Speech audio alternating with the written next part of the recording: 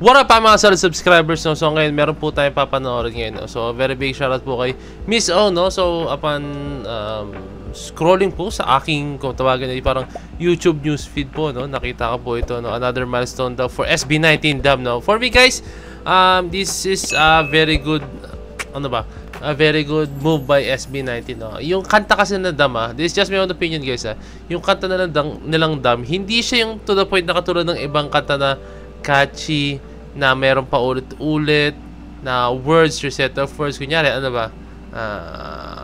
doon na tayo sa, siguro international na lang, no? Parang hindi tayo makabangga. Like, kunyari, yung kunyari kay Neo, yung go on girl, go on girl, go on girl. Di ba, may ganun, di ba? Singer si Point of Essence ko. Kaya yung with you ng Chris Brown, with you, with you, with you, with, di ba, yung mga ganun guys, no? Yung yung mga catchy song na yun guys, no? Ina-add po ng mga composer yun para tumatak, no, sa utak ng mga tao, no? Etong Dam, wala akong narinig na maliban na lang doon sa sa Dam, anong pakiramdam. Pero ano kasi yun hindi naman yun yung chorus part, di ba? Hindi yun yung chorus part, no? So usually pag yung iba nilalagay nila sa chorus part yun, di ba? Pero ito kasi talagang makikita mo rito yung art nila, makikita mo dito yung ability nila na makapagsulat ng isang kanta na hindi kailangan gumamit ng mga ganong klaseng mga sabihin ko siguro gimmick, no? Mga ganong klaseng gimmick, no? Kumbaga the music itself, the lyrics itself, yung kabuuan lang sapat na, no? Ginamitan ng utak po talaga, no? So grabe ang ating Mahalima, talagang pinapakita lang po talaga nila, no, na sobrang deserve po talaga nila na sila ang tawaging P-pop kings, no? So ito guys, ayoko nang patagalin pa, panoorin po na ito. So without further ado, let's all watch this.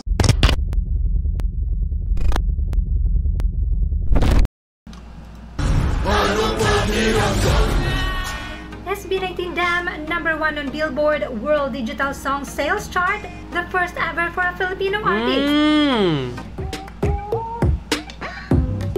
Okay.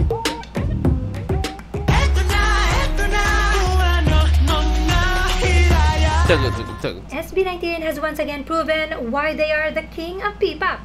Their latest single, Dam, has debuted at #1 in the Billboard World Digital Song Sales Chart, making them the first ever Filipino artist to claim the top spot. Wow! They have broken their own record with Gento at #8 in the World Digital Song Sales Chart back in 2023.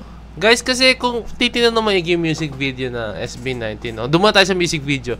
Kung titignan nyo po maigi yung music video na SB19 na Dam, no?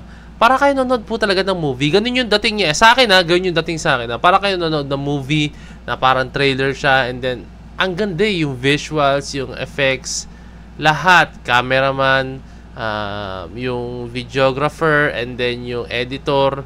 Lahat guys, yung wardrobe, yung sa sa tawag doon, syempre kasama na rin doon yung mga syempre yung sa tawag doon guys, like kunyari yung gagawa sila ng malupitang pintuan, yung parang na background, no? Basta hindi ko lang kung tawag doon guys, I'm very very sorry, no?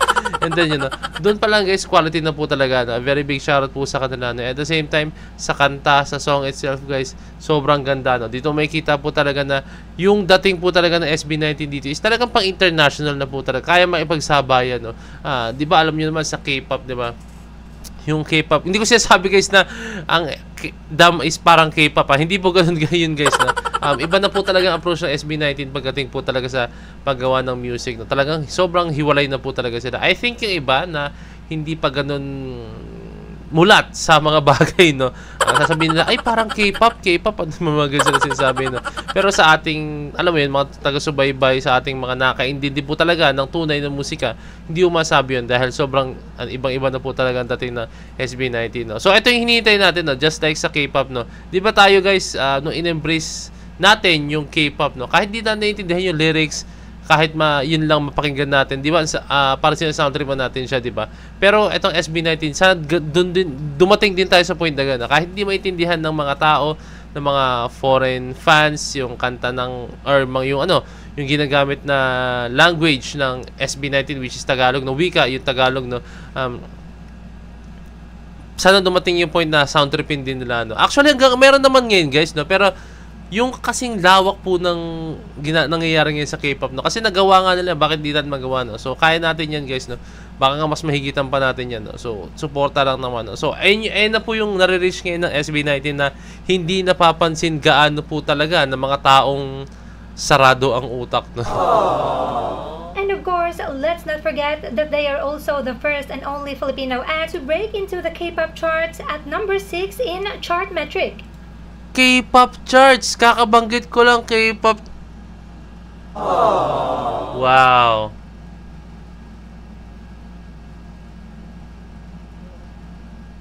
Grabe naman ng ating mahaliwan. Nakakabanggit ko lang talaga as in. Tapos biglang, grabe. So, congratulations SB19 and 18. We have proven once again that together, we are a force to reckon with. Naman. Pakiramdam. So, ito, anong pakiramdam nyo guys na naabot ng ating mahalim yung mga ganitong klaseng achievement? Anong naramdaman nyo? Ano yung comment down below na? So, ako guys, naramdaman ko, to be honest with you, no, sobrang saya lang, no? Sobrang saya kasi, alam mo yun, meron tayong mga kababayan na talagang tinataguyod ng ating bansa na nare-recognize na po ang ating bansa dahil po sa kanila, no, di ba? Ganun naman yan, eh. Di ba? Tingnan nyo ngayon, i-compare ko ulit yung K-pop. I'm very, very sorry guys, no? Kasi iba talaga yung nadala ng K-pop, no? Tingnan nyo ngayon yung Korean industry, guys, no? Sobrang nakilala po ang Korea dahil, isa sa dahilan ko kaya na sobrang nakilala ang Korea dahil po sa K-pop, no? And, ang dami po nag-usbungan dahil sa K-pop, ang dami po talagang, nag-boom, di ba? Meron pa ngayon mga K-drama, no? Hindi ko lang sure kung malaking influence po ang K-pop sa K-drama, no? Kaya nag-boom yun, no? Pero, I think malaking bagay din yun, no? Di ba? Kaya, grabe, nakikita mo dito talaga yung sana mangyari po talaga yung ganun sa atin, no? Na makilala po ang ating bansa dahil po sa SB19. Alam ko naman ngayon, nakikilala po sila ang SB19, no? Pero iba pa rin guys, pag yung grabe na rin po talaga na like, na gawa nila or meron silang nagawa na to the next level po talaga, no? And, ayun lang, suportahan lang natin. Wala nang masama pag suporta tayo sa kanila, 'di ba? Ang masama kasi diyan, guys, is kung alam mo 'yun, hindi na nga tayo sumusuporta pero naninira pa tayo, no. So kayo, kung hindi niyo trip yung tugtugan ng SB19, tumahimik na lang tayo, no. Wag na po tayong gumawa ng kung ano-ano. And tayo naman syempre mga fans ng SB19, sumusuporta sa SB19, no. Hayaan na po natin yung mga bashers, hayaan natin mga keyboard warrior, no. Kung meron man sila sabihin, hayaan natin sila, no. Pero ang pinaka-advice ko lang po sa mga taong hindi trip, kasi kahit ano mangyari guys, meron po talaga mga tao na hindi matitripan yung tugtugan ng SB19. O kahit hindi sa SB19, kunyari, sino pinakasikat ngayon? Sabihin natin si Taylor Swift. Darating yung meron talagang tao na hindi matitripan yung tugtugan ni Taylor Swift kahit na sobrang sikat na po talaga siya, no. Meron po yan, just like SB19, no. Meron din mga taong hindi natitripan or nakakahiligan yung kanta ng SB19, no. Kaya yung mga taong yun, please tumahimik na lang po tayo, no.